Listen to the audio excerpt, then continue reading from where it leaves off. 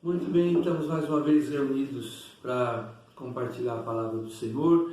Estamos no profeta Daniel. Eu convido você para orar comigo. Eu sou o pastor Sérgio, essa é uma transmissão do Ministério Vida em Cristo, aqui em Santa Rita do Passa Quatro. Seja bem-vindo. Oremos. Pai, obrigado por esse momento precioso. Deus, como é bom pararmos um tempo para darmos ouvidos à Tua palavra. Senhor, quantas pessoas hoje têm acesso à internet, mas não para ouvir a Tua voz. Que nesta hora possamos juntos inclinar o nosso coração, voltar nosso rosto ao céu para ouvir o Senhor desde as páginas da Bíblia, desde os tempos de Daniel, falar conosco dentro desse contexto confuso e problemático que nós vivemos nesses dias tão conturbados. Pedimos Tua bênção e a Tua iluminação, em nome de Jesus. Amém. Muito bem, temos caminhado rapidamente, já essa é a esse 11º encontro que nós fazemos no livro de Daniel. Vou tirar que está fazendo sombra aqui a caneca. E nós estamos no capítulo 9. Capítulo 9 nós mencionamos na nossa última aula. Vamos continuar, a gente apenas mencionou o fato de Daniel orar. Não sei se você já teve oportunidade, senão você pode buscar o vídeo anterior. Se Deus é soberano, se Deus sabe tudo, por que Daniel precisou orar? Não somente Daniel orou pela restauração de Jerusalém, mas Esdras e Neemias também. E coincidentemente, Esdras 9, Neemias 9, Daniel 9 registram essas orações. Agora a gente vai voltar o nosso olhar para o corpo da oração, para o desenvolvimento da oração. A Bíblia tem muitas orações escritas, orações que foram feitas por servos e servas de Deus, que ficaram registradas. Nós não sabemos se é na íntegra ou aquele que escreveu, o autor bíblico, fez um resumo. Mas nós sabemos que as orações estão na Bíblia para nos ajudar a entender por que devemos orar. Tá? E essa oração de Daniel não foi uma oração qualquer, é uma oração que moveu os céus, moveu o mundo espiritual. E é esse tipo de oração que nós estamos precisando ter nos dias de hoje. Eu queria começar dizendo que no cristianismo, a oração é como se fosse a nossa respiração. Você percebe claramente, lendo no livro de Atos, as cartas de Paulo, que oração não era alguma coisa feita somente quando o pastor dizia, vamos orar, irmãos. Não, eles tinham a oração enraizada no hábito deles. O dia a dia do povo de Deus na igreja primitiva era marcado pela oração. Eles oravam na mesma intensidade e necessidade com que eles respiravam. Isso nós temos que recuperar. Eu tenho que recuperar, você tem que recuperar, os pastores precisam recuperar, a igreja como um todo, nesse tempo de pandemia, precisa recuperar. Voltarmos a orar sem cessar. E o que a gente nota nessa oração de Daniel são 3 princípios que devem nortear a oração como respiração: liberdade, objetividade e intensidade. Eu vou repetir: liberdade, objetividade e intensidade. Tá?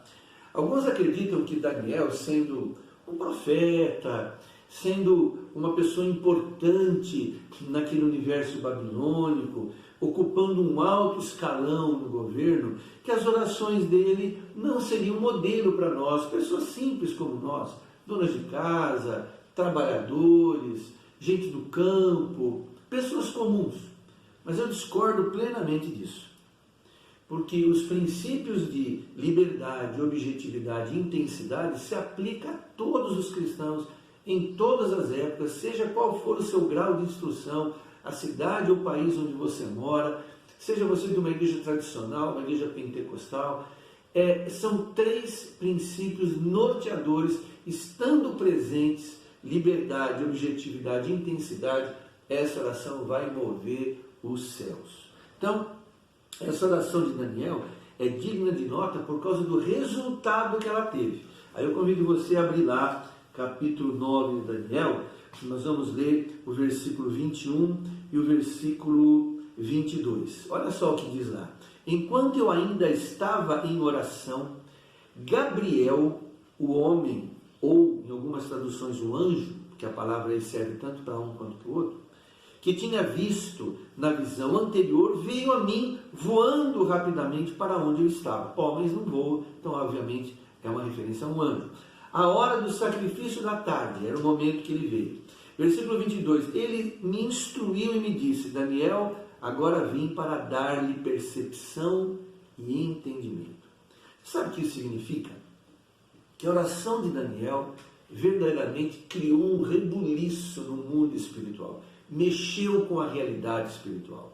Tá? Enquanto ele orava, um anjo de alta patente do exército do Senhor veio até ele para instruí-lo acerca das coisas que ele ia estar enxergando pelo poder do Espírito Santo. Ele traz então essa realidade espiritual para o contexto aonde ele estava. Então a oração de Daniel tocou os céus, moveu os anjos, e eu volto a repetir, é esse tipo de oração que nós estamos precisando hoje. Pastor, quem são os anjos? Você acredita que anjos ainda interagem com os seres humanos? Eu não só acredito, como eu confio a minha vida a Cristo, a Deus, ao Espírito Santo e aos anjos que estão sob o comando do Senhor. Veja o que a Bíblia diz em Hebreus capítulo 1, verso 14, que os anjos são espíritos ministradores enviados para serviço, a favor daqueles que hão de herdar a salvação. Então, os anjos, eles têm um ministério, um dia nós podemos falar só sobre isso, que o ministério deles é guardar aqueles que estão destinados, estão já preparados, sendo preparados para a salvação. Então nós vamos ver aqui alguns aspectos da oração de Daniel. Eu subdividi essa oração, fiquei um tempo meditando, observando, lendo uma vez, duas, três, e o que eu percebo? Percebo que é uma estrutura.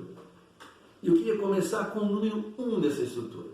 Tá? A postura que Daniel tem nessa oração que move os céus. Versículo 3 diz assim: voltei o rosto para o Senhor Deus, para o buscar com oração e súplica, com jejum, pano de saco e cinza. Sabe o que eu vejo aí? Os princípios que eu acabei de mencionar. Voltei o rosto, ou seja, ele teve liberdade para falar com Deus. Ele volta o seu rosto para Deus. Muitas vezes não é Deus que tem que voltar o rosto para nós, somos nós que temos que voltar o rosto para Ele. Porque nós, por conta do nosso pecado, o abandonamos, desistimos, nos enfraquecemos. Então, Daniel se sente na liberdade de voltar o seu rosto para Deus. Aí ele diz, para o buscar. Buscar significa objetividade. Então, qual é o objetivo? Buscar a Deus até encontrá-lo. Isso é o princípio da objetividade. E o texto continua dizendo, com oração, súplica, jejum, pano de saco e cinza. Sabe o que é isso? Intensidade. Intensidade. Falta muito em nossas orações essa liberdade, essa objetividade, principalmente essa intensidade. Claro que a gente não vai usar pano de saco e cinza, mas nos tempos bíblicos, e eu acredito que em alguns aspectos até hoje, os judeus, as suas roupas, muitas vezes são escolhidas e elas possuem um significado de expressar o estado de espírito ou as emoções que eles estão sentindo. O judeu é muito intenso quando ele está travando uma questão com a sua alma. Então, essa questão de colocar pano de saco, cobrir de cinza, isso é uma forma de demonstrar no mundo exterior como está o seu interior. A gente percebe, por exemplo, nessas manifestações e protestos, né, que geralmente as pessoas se vestem de acordo com aquilo que elas estão fazendo. Se elas vão fazer um protesto no sentido negativo, elas se vestem de preto, de cores escuras. Se elas vão fazer um protesto de apoio, elas se vestem de roupas coloridas. Então, os judeus, até hoje, são assim. Você pode reparar, por exemplo, usando um exemplo bem fora do nosso contexto, o carnaval. As pessoas vão com roupas coloridas, porque elas querem transferir aquilo que elas estão sentindo lá dentro, aquela alegria que elas estão sentindo. E os judeus expressavam os seus sentimentos por meio das roupas que eles vestiam. Agora, nós não vamos colocar roupa de saco, vamos colocar roupa... Isso não diz respeito à nossa cultura. Porém, a atitude de buscar a Deus com jejum, nós devemos resgatar. Com intensidade, né? Isso nós temos que resgatar. Então, eu destaco, em primeiro lugar, a postura de Daniel. Se você e eu tivermos uma postura de quebrantamento, baseada na liberdade, baseada na objetividade, na intensidade, nós vamos buscar a Deus e vamos encontrá-lo. Deus quer isso para você, que você deixe essa vidazinha de oração pobre, simples, muitas vezes medíocre, como nós estamos muitas vezes acostumados a viver, e venha para um universo de maior intensidade, de maior objetividade, de maior liberdade, para você provar tudo que Deus tem para você. Outra coisa, qual é a natureza da oração de Daniel nesse capítulo 9? É muito semelhante à oração de Esdras e à oração de Neemias. É uma oração de confissão. No versículo 4 ele fala assim: orei ao Senhor meu Deus, confessei e disse: ah, Senhor. É uma oração de confissão. E essa modalidade de oração está meio esquecida na igreja hoje. As pessoas oram simplesmente fazendo pedidos. E muitas vezes elas adoram a Deus muito mais por causa do ambiente e não porque elas realmente têm no coração um espírito de adoração. Aliás, eu acho até bom esse tempo que a gente está sem os cultos presenciais, porque a gente confunde cantar com adorar. A gente é tomado por aquele ambiente festivo e emotivo do culto e perde o princípio da adoração, que é uma coisa que brota lá de dentro. Eu não estou dizendo que nós somos hipócritas quando a gente está aqui adorando a Deus no culto, não. Mas esse tempo de pandemia está nos trazendo de volta a nossa consciência que nós precisamos confessar os nossos pecados, mudar de vida para podermos sentir o poder de Deus na adoração. O crente em geral, voltando ao assunto da confissão, ele não confessa pecado, porque os pregadores não pregam sobre pecado. E a palavra pecado ela se tornou politicamente incorreta. Ela foge do politicamente correto. Falar em pecado hoje, as pessoas frangem a testa, olham para você de cima para baixo, e elas desprezam, né, essa palavra tão importante no contexto da Bíblia. Tá certo?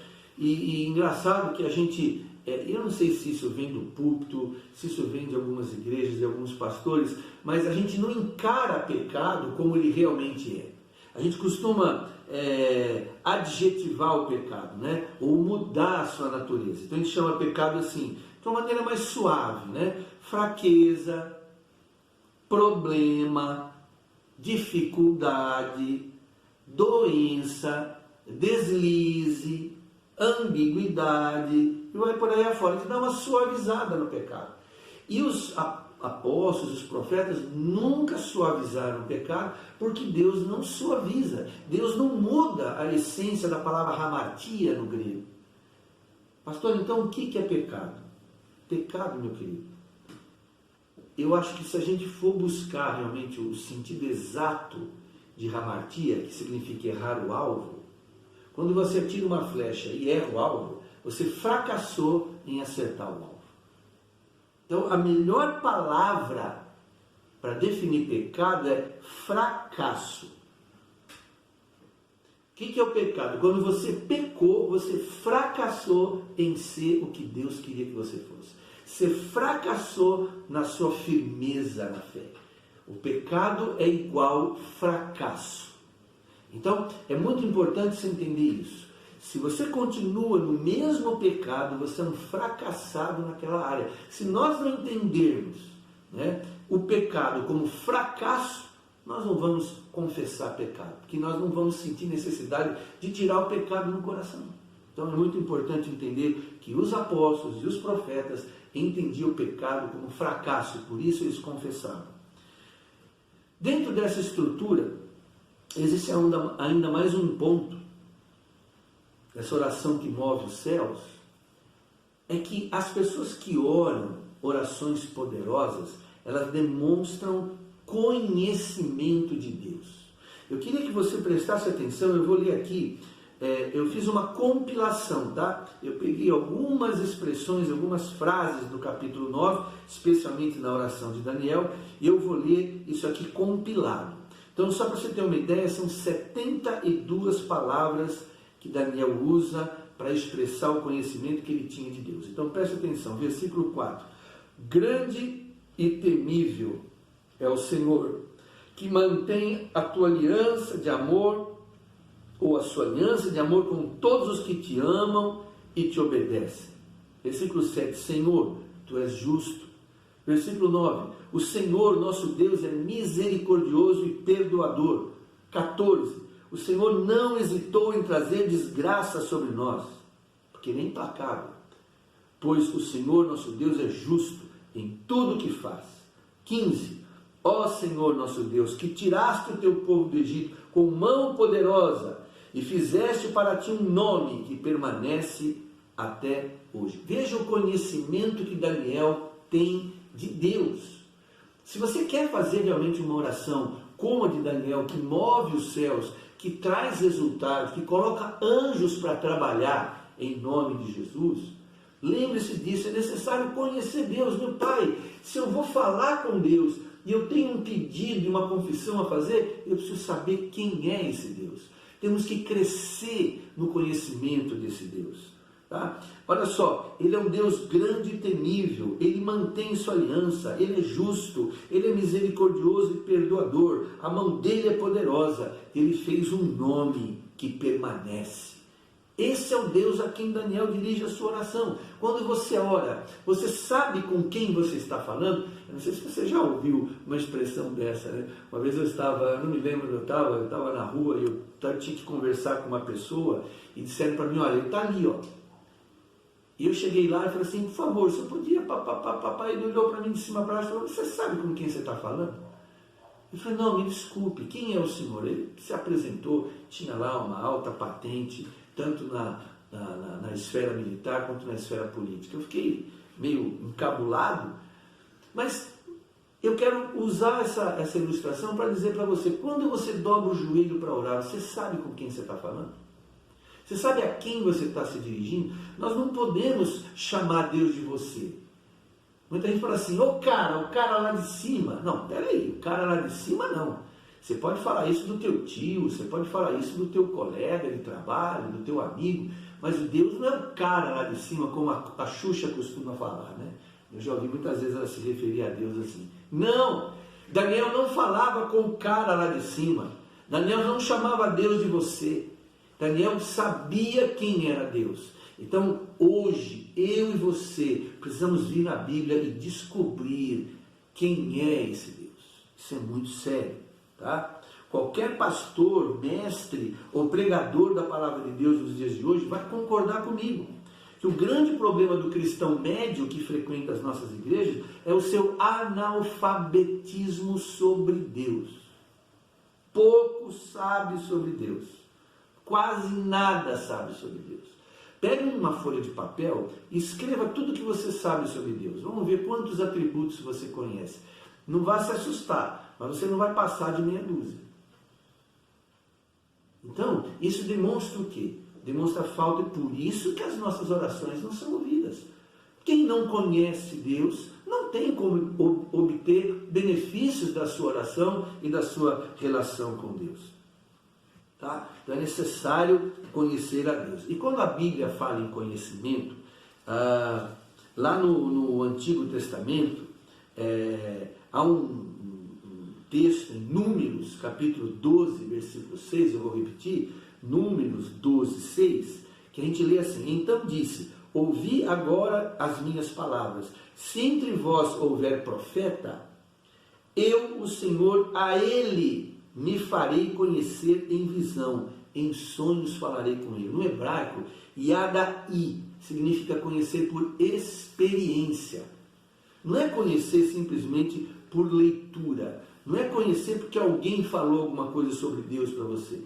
É conhecê-lo por experiência. No Novo Testamento, Mateus capítulo 1, versículo 24 e 25, vou repetir, Mateus 1, 24 e 25, diz assim: despertado José do sono, fez com que, como lhe ordenara o anjo do Senhor, e recebeu sua mulher. Contudo, não a conheceu, enquanto ela não deu à luz um filho a quem pôs o nome de Jesus. Essa expressão, não o conheceu, é uma expressão idiomática, judaica, para relações sexuais. Então é como se dissesse assim, contudo, ele não teve relações com Maria, ele não transou com Maria, eles não tiveram um encontro amoroso e sexual. Ou seja, conhecer, biblicamente falando, não é apenas saber alguma coisa, mas é experimentar com os sentidos, com todo o nosso ser. Então, Daniel, ele move os céus com a sua oração, porque ele conhece Deus num sentido mais íntimo. E Deus está nos chamando nesses dias para que nós o conheçamos. Separe um tempo do dia, se isole em algum cantinho, leva a sua Bíblia, pratique a oração e não fique só 5 minutos, 15 minutos, dê o máximo de tempo que você puder para você conhecer Deus por experiência. Bom, e agora vem o quarto ponto, que é a questão da confissão em si. É aqui que a oração tem 176 palavras aproximadamente. É o corpo, né? Seria aqui o tronco, se a oração de Daniel fosse um ser humano, seria essa parte do pescoço até o quadril, a parte mais densa, maior, mais larga, mais comprida, mais pesada. Tá? E eu queria ler alguns textos que eu compilei, tá? Eu separei, juntei, você não vai entender esse texto lido de forma como está na Bíblia, eu fiz uma seleção, né? Eu captei tudo aquilo ali que é confissão, juntei, então preste atenção aí. Versículo 5 de Daniel 9. Nós temos pecado e somos culpados. Temos sido ímpios e rebeldes, e nos afastamos dos teus mandamentos e das tuas leis. Não demos ouvidos, versículo 6, aos teus servos, os profetas, que falaram em teu nome, aos nossos reis, aos nossos líderes, aos nossos antepassados e a todo o povo da terra. Versículo 7, sim, nós, o povo de Judá, de Jerusalém, de todo Israel, tanto os que estão perto como os que estão distantes, em todas as terras pelas quais nos espalhaste, por causa da nossa infidelidade para contigo. 8, o Senhor... Ó Senhor, nós e nossos reis, nossos líderes e nossos antepassados estamos envergonhados por termos pecado contra ti. Versículo 10, não demos ouvido, Senhor nosso Deus, nem obedecemos às leis que nos deste por meio dos teus servos, os profetas. 11, todo Israel tem transgredido a tua lei e se desviou, recusando-se a ouvir. Por isso as maldições e pragas escritas na lei de Moisés, servo de Deus, têm sido derramadas sobre nós, porque temos pecado contra ti. 15, nós temos pecado e somos culpados. Você está entendendo? É um corpo de 176 palavras, a maior parte da oração é essa confissão. Nós somos ímpios e rebeldes, nos afastamos, não demos ouvidos, somos infiéis, estamos envergonhados por causa do nosso pecado, transgredimos a lei, nos desviamos, somos culpados. Essa, a meu ver, gente, a maior negligência, a maior deficiência da igreja evangélica de um modo geral. Total falta de restituição por confissão. Não é Deus que tem que restituir ao seu povo, é o povo que tem que restituir em relação a Deus, exatamente nesse ponto, confessar pecados.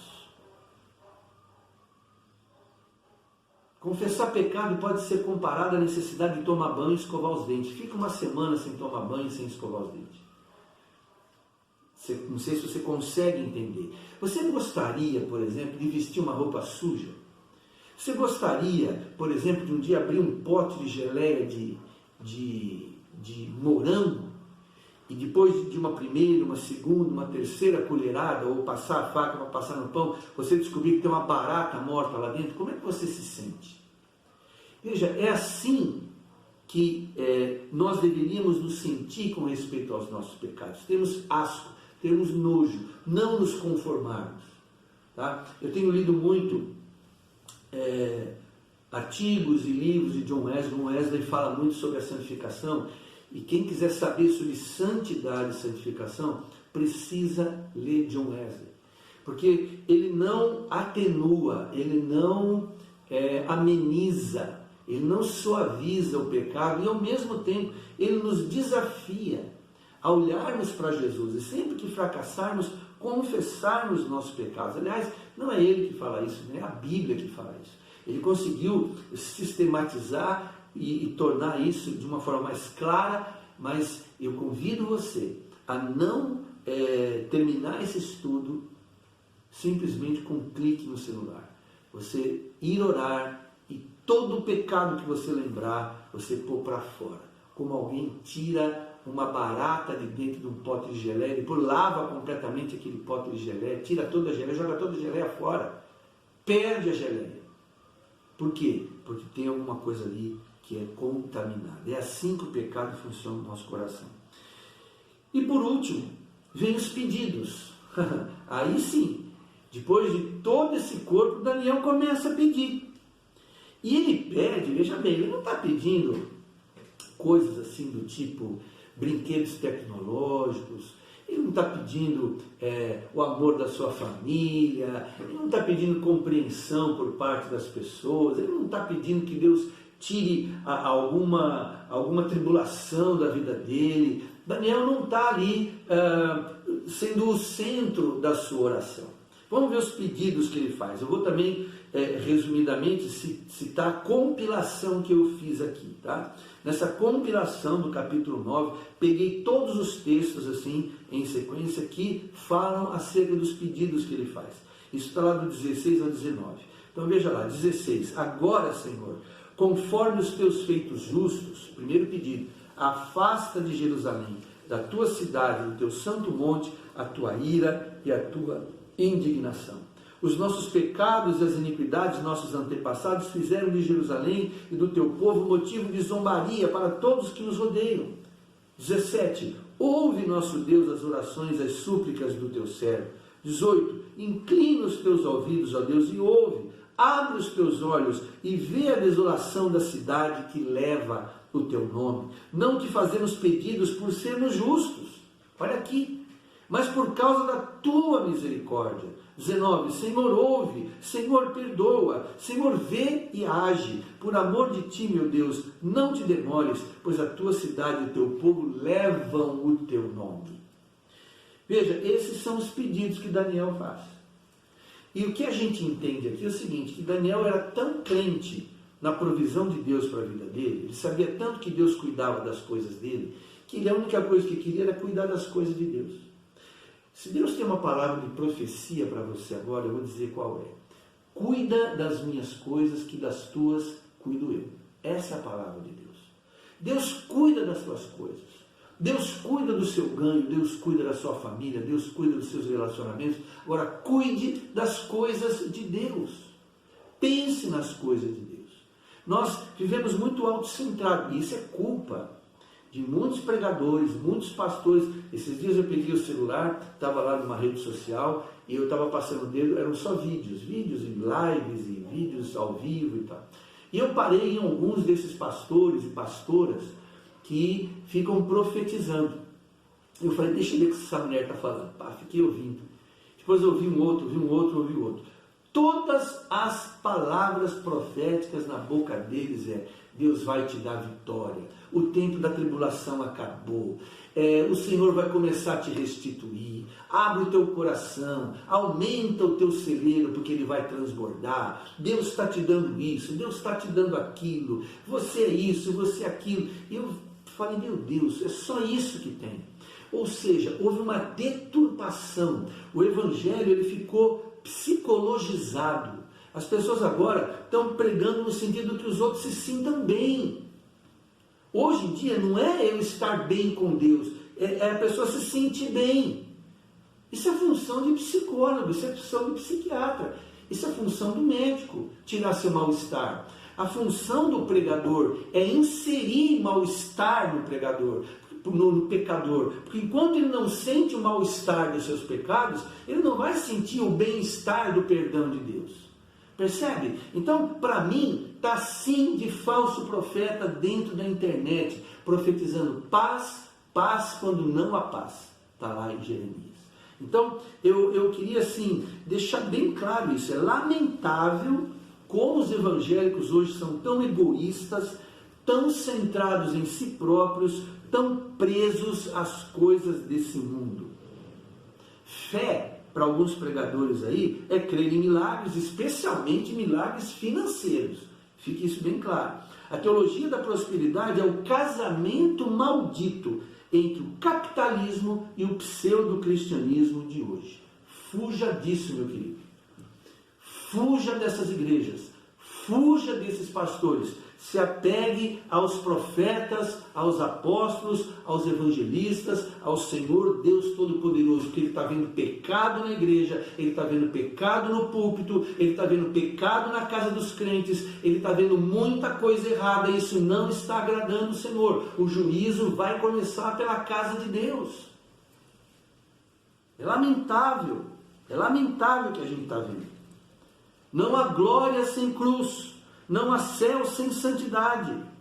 Você nunca vai ser cheio do Espírito Santo enquanto você não se esvaziar de você mesmo. Eu sinto vergonha de ouvir alguns pregadores.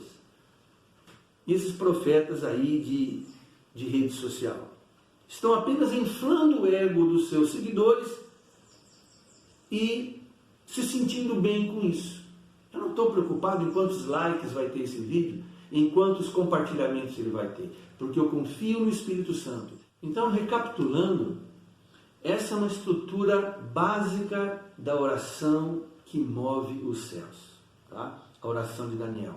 Então a gente pode ver aí uma postura correta, pautar essa oração na confissão, ter conhecimento de Deus, admitir o pecado e confessá-lo pelo nome, que é muito importante, e manter os pedidos em último lugar.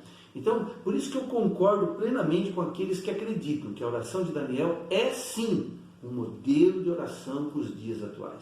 Você vai poder depois ler com calma o capítulo 9, olhar a oração de Daniel. Você que tem Bíblia de estudo, procura ver as referências que dizem respeito à oração de Daniel, vê se tem alguma nota de rodapé, explora um pouco mais. Eu pretendo apenas te dar assim um tira-gosto, para você sentir aquele paladar da palavra de Deus, e você então invista tempo em explorar mais a oração. E o meu desejo é que você aprenda, e eu também quero aprender a cada dia, orar no sentido de ver os céus se moverem, as coisas acontecerem, anjos se movimentarem e nós estarmos dia a dia dentro do propósito de Deus para as nossas vidas. Amém? Eu convido você a orar comigo agora, em nome de Jesus. Pai, obrigado, Senhor, por essa oportunidade que o Senhor me dá. Deus querido, nós estamos necessitados de um reavivamento. Nós estamos necessitados, ó Deus, de adentrar regiões mais íntimas. Queremos adentrar na Tua intimidade, queremos conhecer o Santo dos Santos, queremos, Deus, participar desse grande movimento de evangelização mundial que está acontecendo agora mesmo pela internet. Senhor, quebranta o nosso coração, ensina-nos a Te buscar com jejum, com liberdade, com objetividade, com intensidade, porque, Deus, se nós não fizermos assim, se não procedermos dessa forma, Deus, o tempo vai passar, e aquilo que era para que nós houvéssemos conquistado, ficará, como o Senhor disse lá a Josué. Era Josué entrado em dias, e muita terra ficou a ser conquistada. Nós não queremos, Senhor, que esse seja o testemunho a nosso respeito. Nós queremos cumprir o Teu propósito para a nossa geração. Fica conosco, abençoa a igreja, abençoa as igrejas que estão tendo contato com o nosso ministério, abençoa, meu Deus, todos que estão nos ouvindo, pastores, obreiros, professores de escola dominical, que nós venhamos a tratar com mais seriedade a confissão e vermos nos dias de hoje os milagres que o Senhor sempre fez e continuará fazendo. É o que nós te pedimos, em nome de Jesus. Amém. Que Deus te abençoe. Espero você na próxima, se Deus assim nos permitir.